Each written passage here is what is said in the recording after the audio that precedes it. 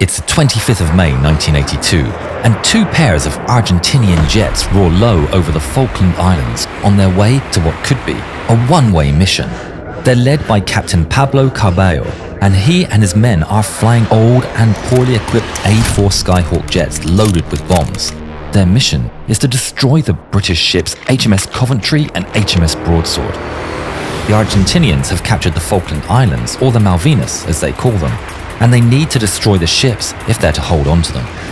The Argentinians know that two ships have moved closer to the islands to cover ground troops, islands that give them the chance to approach undetected by British radar. Entrando a su rango, no escalen por ninguna razón. The Skyhawks fly as low as they dare, hugging the contours of the island as they reach the enemy's radar range. The two ships are equipped with advanced anti-air missiles and powerful radars which have been devastating to the Argentinian planes. The only way to evade detection is to stay low. On board HMS Coventry, Captain David Hart-Dyke has his men on high alert. British Special Forces have warned him that the Argentinians have recently launched on a mission, but he's unaware that this time, his ship is the target. 4 detections on the radar screen confirms his worst fears. Full contacts bearing 225, range 30. Captain Hart-Dyke immediately orders a crew to action stations and alarms blare on both ships. And swiftly, the mighty Sea Dart's surface-to-air missiles turn to bear. The Skyhawks, at the same time, approach Pebble Island and hug its contours. With expert flying, the Argentinians become invisible to the British radar, and on the Coventry, the contacts disappear. Contacts lost over Pebble Island. It's precisely what Captain Hart-Dyke feared. Pebble Island is too close. The Sea Darts have a minimum range, so now they'll only be able to fire once, if they're lucky. Hart-Dyke gets on the radio to Broadsword. Broadsword, what is your status? HMS Broadsword is equipped with shorter range Seawolf missiles, better suited for a close range fight. On the Skyhawks, Carballo brings his men as close to the ships as he can under cover of the land. His planes have no radar and no warning systems, but at 10 nautical miles distance, they can see the British ships. Comenzando el ataque.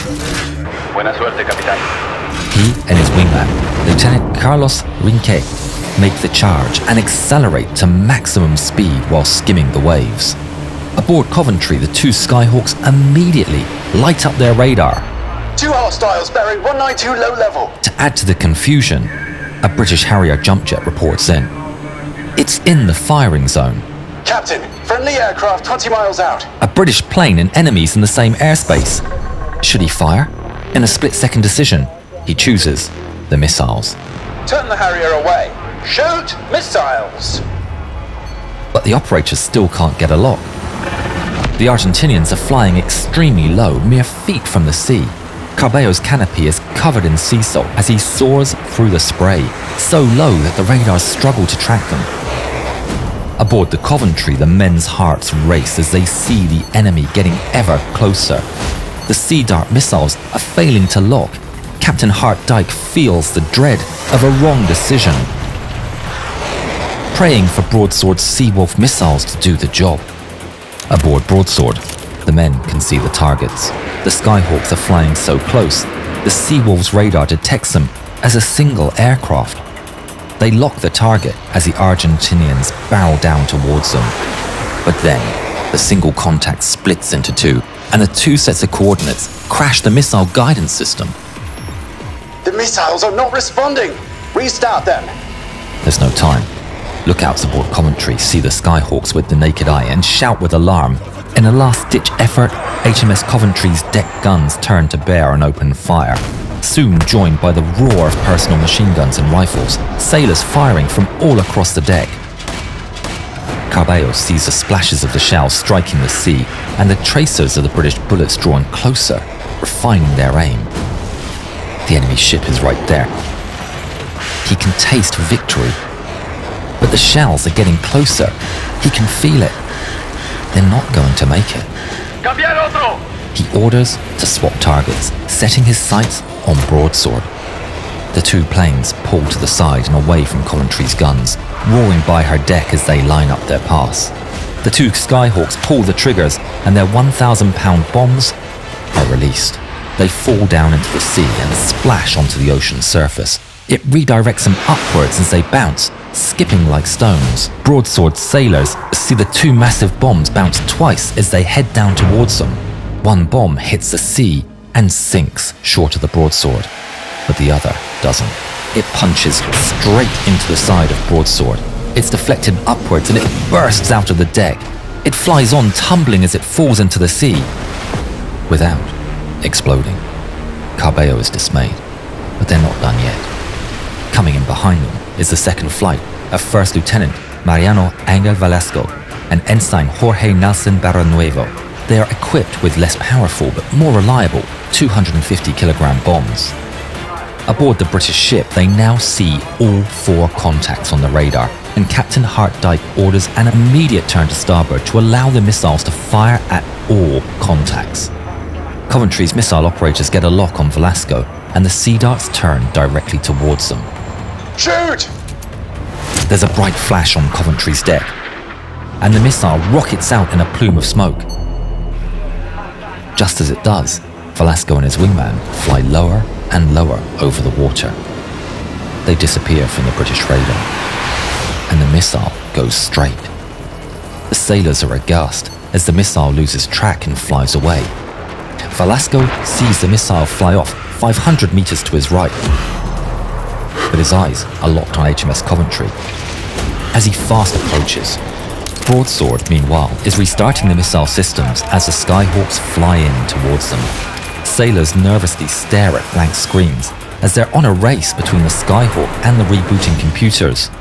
Come on! The screens come to life and the sailors get to work. The Skyhawks are detected and appear on the Seawolf radar. The launches turn and the target is locked. But then, on their screens, they see HMS Coventry sail directly in front of the launcher. The Coventry is in the way! In their rush to cover all targets, they've blocked the only missiles that could actually fire. The Broadsword's captain tries to maneuver to get a clear shot, but it's just too late. In the Skyhawks, Velasco and Barranuevo are approaching their target. On the Coventry, Captain Hart-Dyke orders all turrets fire at will. Cannons and machine guns join in, firing with everything they've got at the incoming planes. The main 4.5-inch gun is sending its shells towards the sea. The men realize the sights are misaligned, but that's not the only malfunction. At the same time, the 20mm anti-air gun jams. The men desperately try to fix it as the Argentinian planes close. In a desperate attempt, sailors all across the ship open fire with their rifles.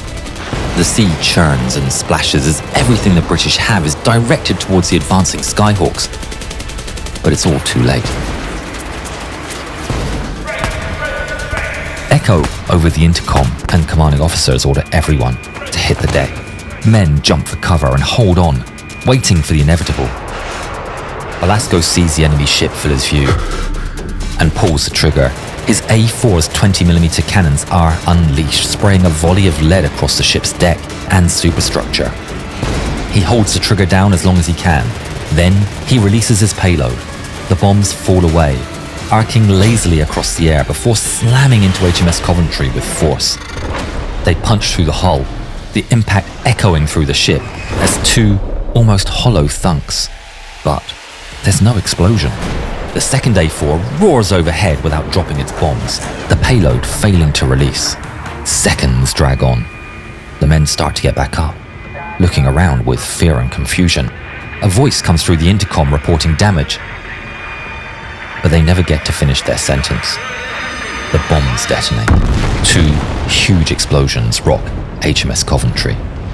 In the air, the Argentinian pilots are elated to see smoke pouring from the Coventry. They've done it.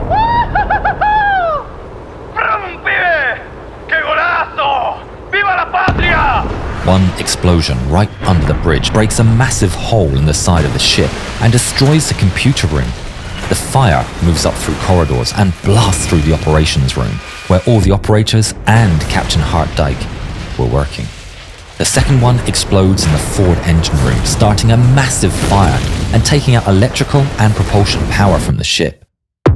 Captain Hart-Dyke comes back to his senses. He's surrounded by smoke and destruction. Screams fill the air. He tries to see who's making them, but they appear to come from everywhere and nowhere at the same time. He staggers to his feet and realizes the ship is listing. He attempts to use his intercom, but is completely dead. It's no use. He needs to get out. Captain Hart-Dyke slowly works his way through the smoke and corridors as he listens to the ship groaning and cracking underneath him. He manages, somehow, to find an exit and emerges into the cool air of the South Atlantic. Now on deck, he's filled with concern for his men, but instead of chaos, he's met by an extremely professional evacuation. His team of sailors practiced this and are now springing into action. Men rescue their fellow sailors from the smoke-filled cabins and provide medical attention on deck, as others prepare the survival rafts and help more sailors put on their survival gear. Hart-Dyke feels the deck shift beneath his feet as the hull lists. He's dazed and wounded, and amidst the chaos, he has to sit down on the rapidly listing hull, while others abandon the ship. All but Captain Hart-Dyke. After all the men have gone, Hart-Dyke is alone on the upturned hull of the Coventry. He casts one last look around the smoking ship. He's done his duty. And finally, as a last man aboard, he enters the last survival raft and drifts away from his command. Due to the professionalism of the British, 170 survivors would be picked up from the water by HMS Broadsword and the British rescue helicopters, but tragically, 19 lost their lives in the battle. All of the Argentinian pilots make it back to base and land successfully. They'd done it, but their victory did not turn the tide of the war. For another great modern air battle, check out this film on when MiG-29s ambushed Eagles in Iraq.